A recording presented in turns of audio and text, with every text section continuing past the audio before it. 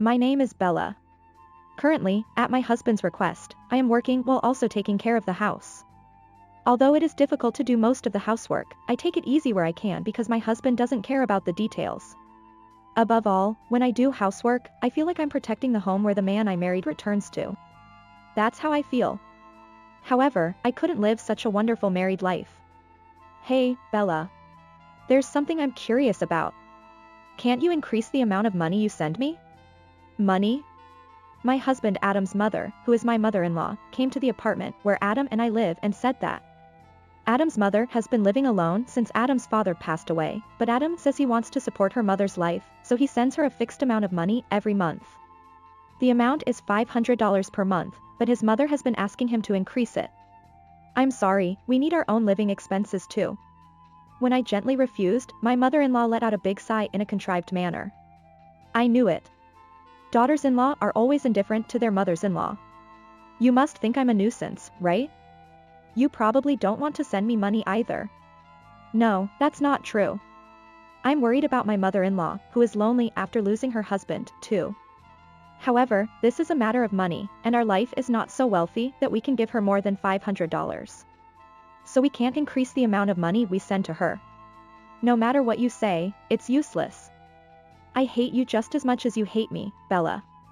This feeling can't be changed. Huh? I didn't particularly dislike my mother-in-law, but it became complicated when I found out that she hated me for this kind of thing. In the end, my mother-in-law came to consult us about wanting to increase the amount of money we send her, and Adam also said, I want to support my mother more, but Anne was hesitant. At that moment, Adam looked at me, so my mother-in-law glared at me for a moment. Maybe she misunderstood that I was telling Adam not to send money and that's why the amount of money wasn't increasing. I originally had little to do with my mother-in-law, so I didn't know whether we were on good or bad terms, but I realized that our relationship was bad. In addition, I later realized that Adam's mother was more important to him than I was, his wife. Hey, Bella. I still want to increase my mother's allowance. Huh? Did you say that because your mother told you that? I think it's impossible to increase the amount from $500. We talked about it again after your mother left. But my mother is still living alone in her parents' house. Isn't that pitiful? Even if you say it's pitiful. So, why don't we increase the amount of allowance from $500 to $1,000? I was surprised by his words. The number of allowances of $500 was a number that he had arrived at after dividing the rent and living expenses with me and subtracting the amount of savings for the future. When we got married, Adam said, let's each take care of our own parents and not force our parents on each other. At that time, I began to think that Adam didn't want to take care of my parents. When Adam and I got married, we promised that we wouldn't live together with our parents and that we couldn't invite our parents to our home without the consent of our partner. So my parents have hardly ever come to the apartment. My mother-in-law had never come either, but I didn't hear anything about her recent visit. I think Adam must have been contacted by his mother, but he broke the promise he made when he got married. He made a rule and then broke it, and he intends to make me keep the rule while he breaks it. As evidence, he says he wants to increase the amount of money he sends to his mother from $500 to $1,000. If he is going to raise that $1,000, he will have to cut his living expenses or savings. In other words, he is relying on my income as his wife. I asked him that after I found out. How are you going to prepare $1,000 by yourself? It may be a little cold, but we promised each other when we got married not to cause trouble for each other's parents. There is nothing to say but that it is terrible that he broke that promise without apologizing. I have no choice but to ask Bella to give me the money. I'm barely making it with $500. Besides, isn't it strange that only I am giving money for my mother's support? I twisted my face. Who are you to say that's funny? He was the one who decided to take care of his own parents. When my mother broke her bones and it was difficult for my father to do the housework alone, I went home once. At that time, Adam said something stupid like, if you go home, the housework here will be neglected. Isn't that sacrificing my life for your parents? He hates being involved with my parents so much. That's why I haven't mentioned anything about the money he sends to his mother so far. And yet, he has no right to say that it's strange that only he pays for his mother's money suddenly. What are you talking about? You're the one who said when we got married that you would take care of your own parents. But now you're breaking that promise and asking me to help only your mother when your mother comes crying to you. That's different from what you said before. Well, I did promise that, but promises change over time, and I think it's better to think more flexibly. What is Adam saying? He doesn't seem to care about breaking his promise. I sighed in disbelief. Hey, you're sending $500 a month to your mother, but I'm not sending any money to my parents. If you tell me to give you $500 a month, I'll send it to my parents instead of sending it to my mother-in-law. Huh? Your parents are still healthy, aren't they? My mother-in-law comes all the way to our apartment, which is quite far away. Besides, my mother-in-law has money left by your father, a house, and seems to be working part-time, so she doesn't need any more money, does she? I thought I was saying something reasonable, but Adam looked at me as if he couldn't believe it. After being surprised for a while, Adam muttered, I didn't think you were such a heartless person. You're abandoning my mother. He said that to me. I'm not talking about abandoning my mother-in-law. Rather, since Adam has been neglecting my parents before I have, I'm just saying that I'll send money to my parents instead of sending it to my mother-in-law. After all, I kept my promise to take care of my own parents, but it's bad that he suddenly wants to break it. Besides, there was no way I could see that my mother-in-law was having trouble living to the point where she had to increase her support. Anyway, I can't increase the amount of money I send to my mother-in-law. We promised when we got married that we would take care of our own parents ourselves. If you break this, you'll have to do a lot of things for my parents from now on. Adam says that his parents should be taken care of by himself, but he doesn't even show up at my parents' house for events like Easter and Christmas every year. My parents may have seen Adam's face only when he came to greet them and at the wedding. Anyway, Adam avoids my parents. He avoids my parents so thoroughly that he has no right to complain if I do the same. When I firmly refused to increase the amount of money I sent to my mother-in-law, Adam fell silent for a while. I thought he realized that it was impossible to ask me to increase the amount of money, but Adam did something outrageous. One day when I came back from work, there were insurance documents and the cash card on the table. That day, I couldn't find my smartphone and memo pad since morning, but they were on the table. And there was Adam, smiling at them. What's this? When I looked at the insurance documents, it was the insurance I had contracted. It was about the cancellation procedure. It was as if he was checking the cancellation procedure one by one. I canceled your insurance. Now you don't have to pay extra money for insurance every month, right? What? I was confused. Then I took the cash card. This account is that Adam and I use jointly, and the name is Adams, but we save the same amount every month. I checked. And in the last column of the page of the account, it was written 0. All the savings we had done so far had disappeared. What is this? The savings are gone. Oh, I withdrew all of it and supported my mother. What? It's my money, so you don't have any complaints, right?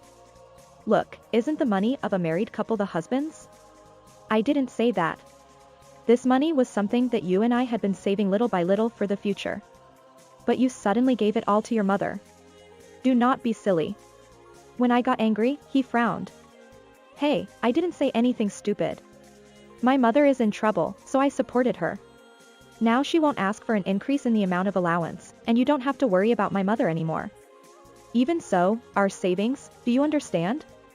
We had $30,000 in savings. You gave it all to your mother all of a sudden. Don't mess around. As soon as he realized that I couldn't calm down, Adam began to get angry. Oh, I see. You don't care what happens to your husband's mother, do you? You don't care about my mother, who is living alone and lonely. I didn't say that, but it's definitely true that my mother-in-law doesn't need any more support. I've never heard of anyone who can't live without $30,000.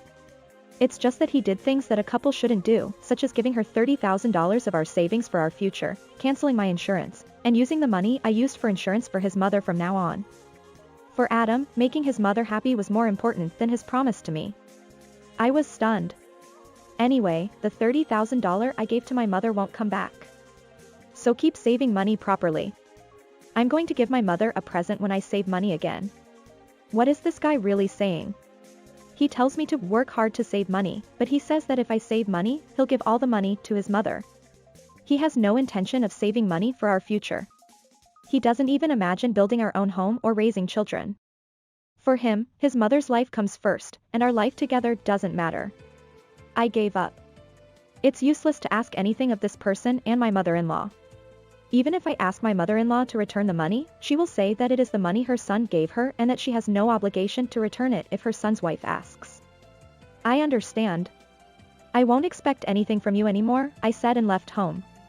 I rushed to a law firm and consulted with them. Although I had been saving a fixed amount of money every month, he withdrew all of the couple's money and gave it to his mother-in-law. When I told them about it, they said, let's get half of the money back, as if he had embezzled the couple's money. I decided to proceed with the divorce and receive it as a property division. When I handed him the divorce papers, Adam said, "Divorce papers? Are you trying to threaten me? I'm not affected by such threats. Give up already." He seemed to think that I wouldn't divorce him for some reason and was full of confidence. I was amazed at Adam's attitude and wrote my name on the divorce papers after he did, saying, "I'll submit it to the office." Since the apartment was rented in Adam's name, I left the house with all the home appliances and belongings I bought myself. When Adam came back while I was packing the last of my things, he was surprised and said, "What?" But he couldn't stop me. I quickly sent my luggage to my parents' house and said, "Goodbye." Later, through a lawyer, I'll ask for a property division or repayment of the embezzled money, so pay up properly. He tried to stop me, but I didn't look back once. And then, a month after I returned to my parents' house, I learned from a neighbor in the apartment that Adam was going to work every day with a gloomy face. My ex-mother-in-law called me suddenly and said, "Hey, Bella, Adam said he would give me $1,000 from now on, but this month he didn't give me $1,000, let alone the usual $500. You must have done something, right? Did you tell him not to give me money?" "Huh? Who are you?" I asked. "What? What kind of language is that to use with your mother-in-law?" she replied. "I don't have a husband. I got divorced last month, and now I'm trying to get the embezzled money back through a lawyer, but Adam won't pay me and is hiding from me, so I'm thinking of consulting with his company soon." I told her a lot of information she didn't know, and she was surprised. "Wait. You got divorced? If you and Adam are divorced, why isn't he giving me $1,000?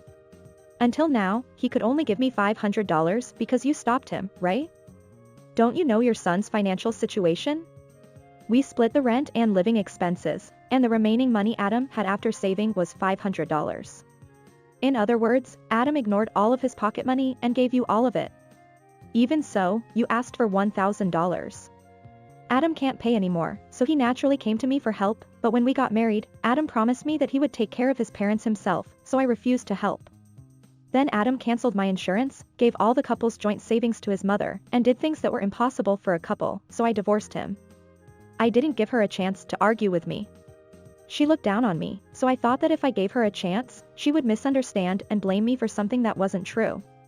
By explaining everything to her at once, she finally seemed to understand the situation she was in. Do I have to return half of the $30,000 I received? Yes, that's right. It's a hypothetical scenario if there's still some left. But even if there isn't, Adam will borrow money to pay me back. I was thinking of buying various things like clothes and going on a trip. If she was thinking of buying things, it means she hasn't spent all the money yet. Well, I don't think she can spend $30,000 in a month. It would be good if my former mother-in-law talks to Adam and pays me back. Then Adam and I don't have to deal with each other anymore. Bella, if you're there, I can get $1,000 a month, right? If you add your income, you can support me more, right? However, it seems that my former mother-in-law thinks she is an important person who can receive support. You are a stranger to me. Please don't borrow money from strangers, I said and hung up the phone. After that, I told Adam everything about the money with my former mother-in-law and asked him to pay me back from the $30,000. Adam started saying that his mother wouldn't pay him back. It seems that she thought it was better to get $30,000 now than to get $500 a month from now on. It was a situation where parents are parents and children are children. Adam shouted, "Pay back the $30,000, and my former mother-in-law said, "It's my money, so I won't pay it back." Eventually, they fought loudly until midnight and the police were called by the neighbors. It's too bad to make noise until midnight. Finally, my former mother-in-law was advised by a surprised police officer and tearfully gave Adam $15,000. It was just before I told his company about the situation that $15,000 was transferred. However, the relationship between my former mother-in-law and Adam, who were close, was broken by this incident. Adam couldn't pay the rent and living expenses we had been paying half and half, so he had to cancel the apartment and started living with his mother. However, it seems that they fight every day. They will never know why it turned out this way. As for me, I lived with my parents for a while and then moved to a new place. I'm enjoying living alone now. My father and mother said they were saving money for their retirement, so they didn't need any allowance for now.